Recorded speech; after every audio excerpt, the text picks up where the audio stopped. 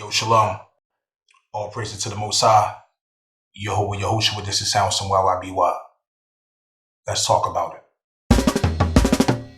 The 12 tribes. Ooh, oh, oh, the 12 tribes. Yeah. All right. So you already know what I'm coming to talk about. This is something that's to give people jewels and give different people a different perspective on the music stuff and the music game and to each his own in different situations and stuff like that. So I'm gonna break a lot of this stuff down from my experience of dealing with a little bit of the industry stuff in Atlanta and other cities back in the day, and who I am as a person. That's YYBY. I spoke about these things before in previous videos, but some of y'all probably never seen those videos because they're further down in the catalog on YouTube, and but sometimes I want to do it over and perfect it better, step my game up. But now, the first reason why I really don't like to do custom beats for artists. Now, before I tell y'all this, the reason why, if I do, it gotta be we sign it to a record company, or you sign under me as a record label or something like that, or I'm putting all my time into you. But let's start it. The first reason is that, I don't want to sound like nobody. And what happens is that I recorded so many artists, and I say like 95% of them want to sound like somebody else. They say, well, can you make that beat sound like Kanye West or what's the producer name? A lot of the newer producers, Bass Be Booming. I forgot the young boy name, man, but it's a lot of these new producers that's dope out here, but they say sound like him. Well, then go buy one of their beats then. You want to come to another producer, really that's a disrespect. You feel me? It's like going to be the Benz company and say, hey, well, can you put a BMW motor in the car? You get what I'm saying?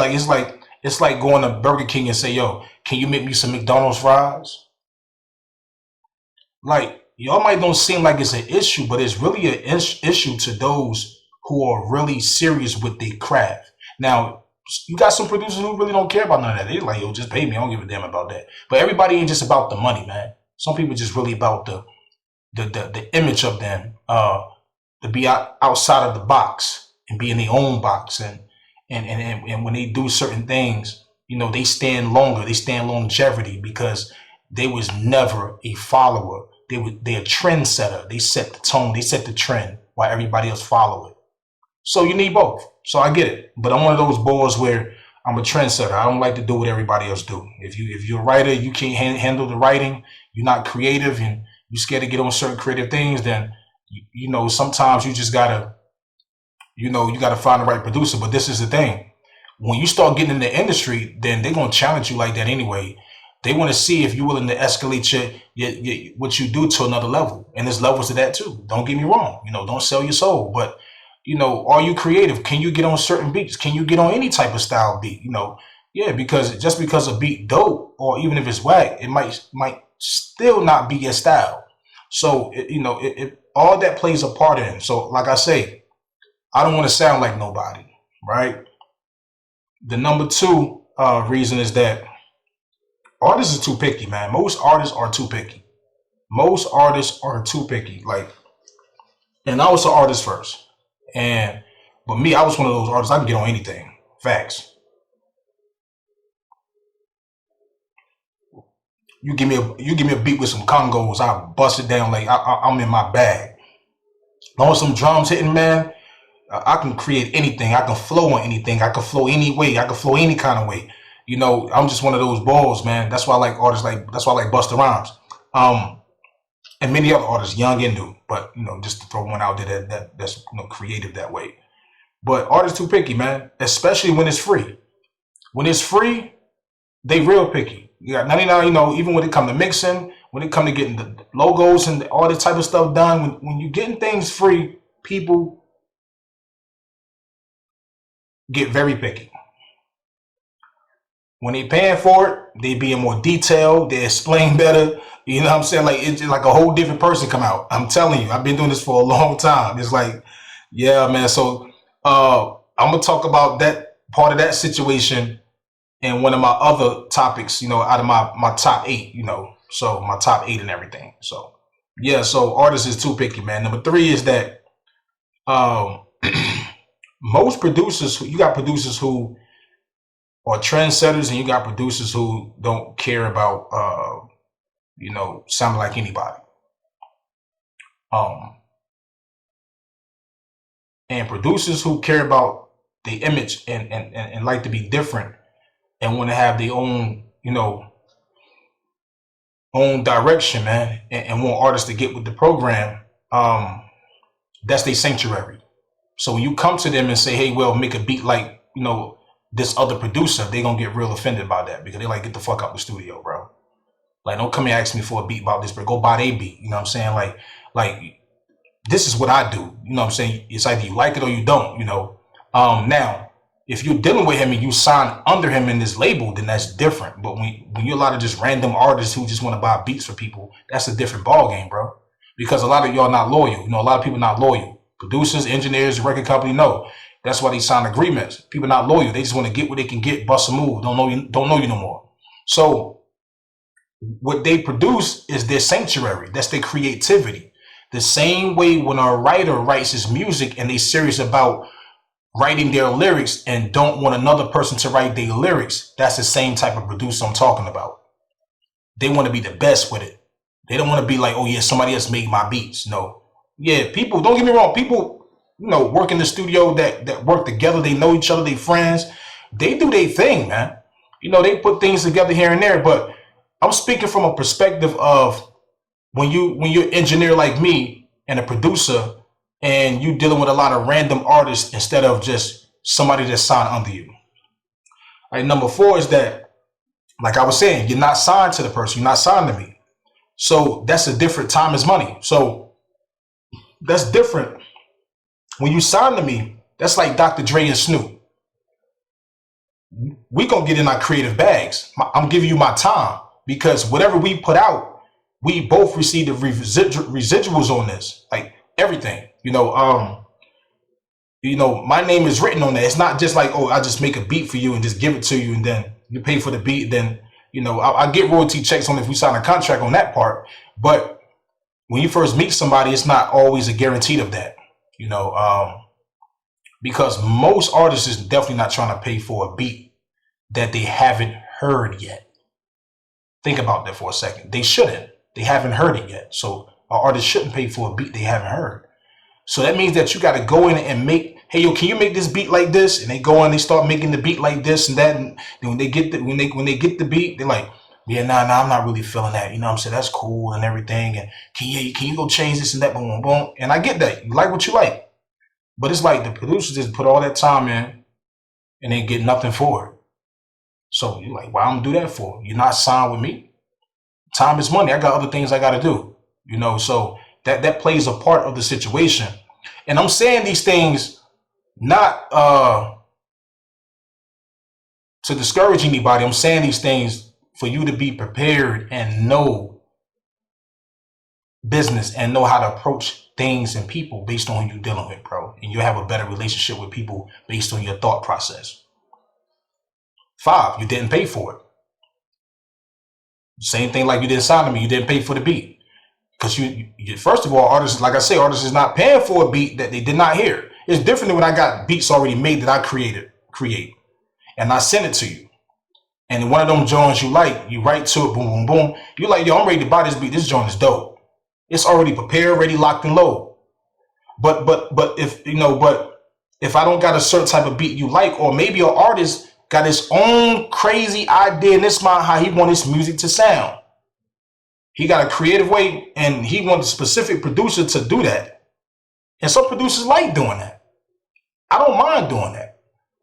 But it's based on what the situation is. Because again, if you're not signed under me, or we're not on the same record label or stuff like that, it's like time is money, man. Because everybody are not guaranteed or not loyal when you're doing work for them. especially when you're doing work for them for free. They don't value it. They don't appreciate it. They don't appreciate you. They use you like a bar of soap. That's facts. That's all I'm trying to tell you. Artists will use you, producers, anybody in the game, they will use you. But when they pay for it, they value it, what they paid for. They put their time into it. They show themselves they serious. All right, number 6 is that it's hard to sell a beat that me and the artist came up with the idea. Right? And what I mean by that is like, say an artist come up with a melody. Because he wrote the hook first. He came up with the melody. And I create the melody.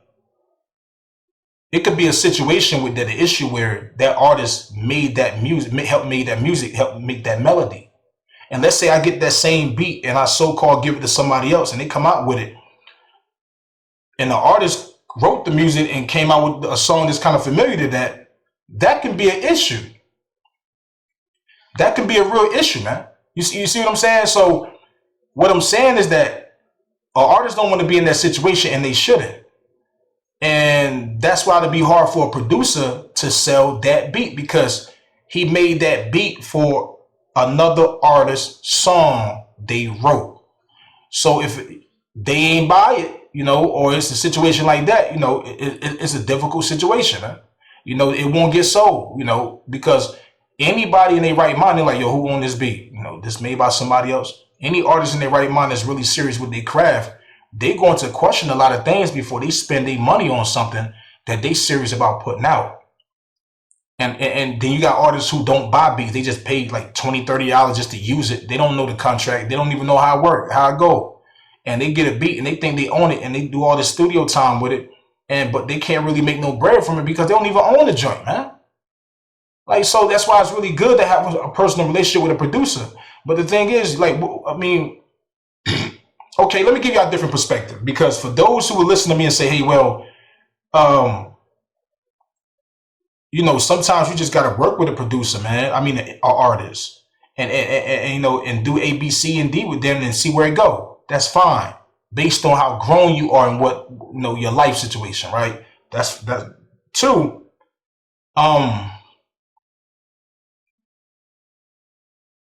When you dealing with an artist and you putting all your time into making beats for that person, right? And the producer did all these things for you for free. He gave you all his time. And you haven't paid nothing. You haven't put in nothing. You just coming over.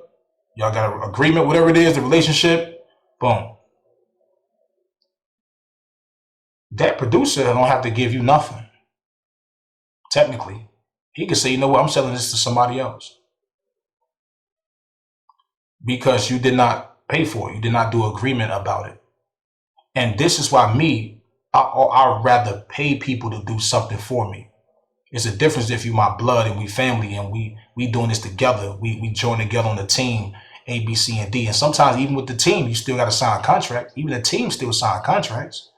Just to know who can get what, so there'll be no confusion or no problems while they breaking up because of money. That's why so many people break up because of money, because there ain't no guarantee what I'm supposed to get the same thing. I'm supposed to get this, and you got that, and you paid me this. And, like, nah, if you got that paper trail, it ain't no arguments, it ain't no debates. That paper trail show improve what you are going to get. Ain't no talking. So that's why I'm a prevent person. I prevent situations. Even when the young people or the young artists or anybody, they don't even know why. They probably think I'm bugging out, but I'm actually saving them from issues and problems. But they thinking I'm coming off and being funny or being like, well, he's just about the money. Yeah, I'm about the money. I don't worship it, but I'm about the bread. Time is money. Because at the end of the day, when you start putting that music out, you getting paid for your music and everything. You ain't thinking about the producer. You ain't thinking about the engineer, right? That's most of them, right? So let's keep going. Number 7, business issues on who owned the creative idea, like I was saying. When the artist create the melody and then you make the melody, you can't really sell that beat because you and that artist did something special.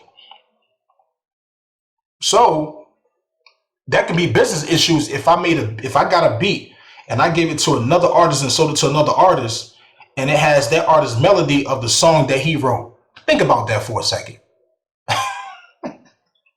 I wouldn't even want to do an artist like that, bro. Like, you know what I'm saying? Because again, I was an artist first.